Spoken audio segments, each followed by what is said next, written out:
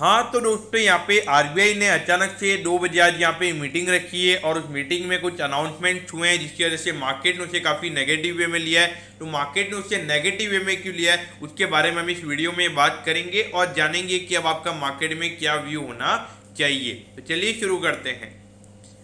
तो देखिए यहाँ पर अगर हम फर्स्ट पॉइंट की अगर हम बात करेंगे तो ये है कि जो आरबीआई है उन्होंने यहाँ पे जो रेपो रेट है वो 40 बेसिस पॉइंट से बढ़ा दी है। 40 बेसिस पॉइंट यानी कि 0.4% से यहाँ पे रेपो रेट आरबीआई ने बढ़ा दिया है, क्योंकि पहले अराउंड 4% के लगभग था। अब ये नंबर आ चुका है बढ़ के 4.40% पे। अब इसका मतलब क्या है? तो देखिए आरबीआई जब बैंक को पैसा देता है, यानी कि अगर आरबीआई ने सपोज एसबीआई को पैसा दिया है तो एसबीआई को उसके ऊपर 4.40% का इंटरेस्ट पे करना होगा।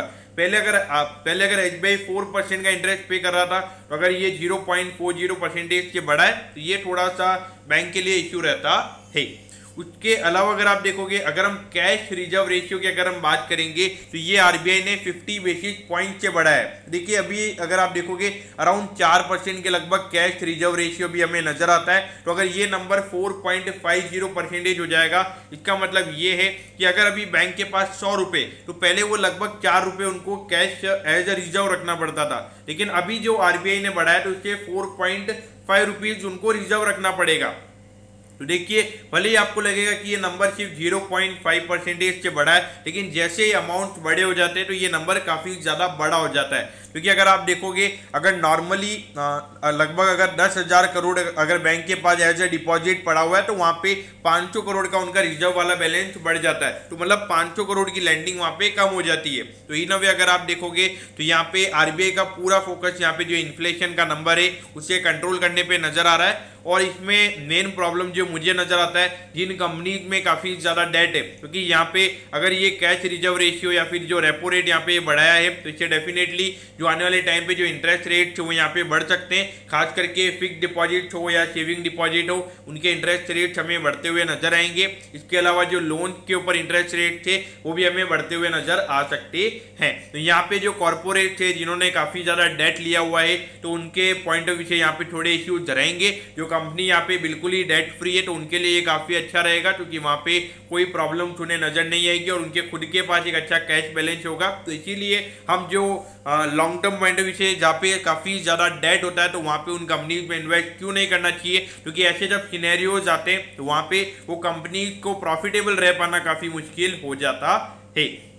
लेकिन इसके अलावा अगर हम देखेंगे तो यहाँ पे आरबीआई का मानना है कि जो फर्टिलाइजर के प्राइसेस जो लगातार बढ़ रहे हैं वो इस तरीके से नहीं बढ़ने चाहिए, क्योंकि वो प्राइसेस जल्दी काम डाउन होने चाहिए। अगर वो काम डाउन नहीं होते हैं तो जो फूड के प्राइसेस है, यानी कि जो हमारा मेन जो फूड प्राइसेस की अगर हम बात करेंगे तो उसमें जो मेजर इन्फ्लेशन यहाँ पे हो रहा है वो फर्टिलाइजर के प्राइसेस बढ़ने की वजह से ही हो रहा है। तो देखिए सही बात है, हाँ यहाँ पे जो ग्लोबली यहाँ पे सप्लाई चेन की तरफ से प्रॉब्लम हो रहा है, जिस तरीके से हमारे एक्सपोर्ट डिमांड क्रिएट हो रही है, तो ये जब तक ये प्राइसेस नॉर्मल नहीं होंगे तो वहाँ पे डेफिनेटली इश्यूज रहेंगे। उसके अलावा अगर आप देखोगे जो कुकिंग ऑयल के प्राइसेस की भी अगर हम बात करेंगे तो मोर देन 40 to 50% से वो प्राइसेस वहाँ पे बढ़े हैं। अगर क्रूड ऑयल की बात करेंगे, जिस तरीके से क्रूड ऑयल के प्राइसेस बढ़े हैं तो वहाँ पे जो ट्रांसपोर्टेशन कॉस्ट की हम बात करते हैं तो वो भी कॉस्ट वहाँ पे काफ़ी बढ़ा है। तो एट दी एंड अगर आप देखोगे तो इन्फ्लेशन का नंबर यहाँ पे काफ़ी ज़्यादा रह रहा है और उसको यहाँ पे आरबीआई पूरा अगर हम देखेंगे उनका जो पूरा मोटिव है तो वो कंट्रोल ही करना चाहते हैं और इसीलिए उन्होंने यहाँ पे ये रेट बढ़ाए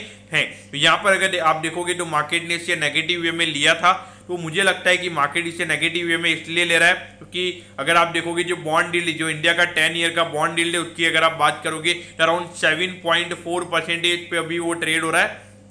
तो यहाँ पे इक्विटी के कंपैरिजन में हमारी जो डेट एसेट क्लास है वो यहाँ पे काफ़ी अच्छी अभी लगती हुई नजर आ रही है। तो डेफिनेटली मेरे ख्याल से थोड़ा आने वाले टाइम पे मार्केट के ऊपर प्रेशर रह सकता है। लेकिन देखिए मेरे ख्याल से जहाँ पे अर्निंग विजिबिलिटी काफ़ी अच्छी है, जहाँ पे डेट फ्री कंपनीज है, तो वहाँ पे आपका ज़्यादा फोकस होना चाहिए, क्योंकि उन चीज़ों से इन कंपनीज को कुछ मतलब ये जो रेट हाइक वगैरह रेट कम वगैरह उससे उनको कोई फर्क नहीं पड़ेगा। उनके खुद के पास एक अच्छा खासा कैश बैलेंस पड़ा हुआ है और वो वहाँ पे ज़्यादा डेट वगैरह नहीं लेते, तो इसीलिए मेरे ख्याल से उन कंपनीज पे ही अभी आपका फोकस होना चाहिए। तो दोस्तों मैं होप करता हूँ कि आरबीआई का जो मीटिंग हुआ है ये इसमें जो आउटकम आया है ये आपको अच्छे समझ में आ गया होगा।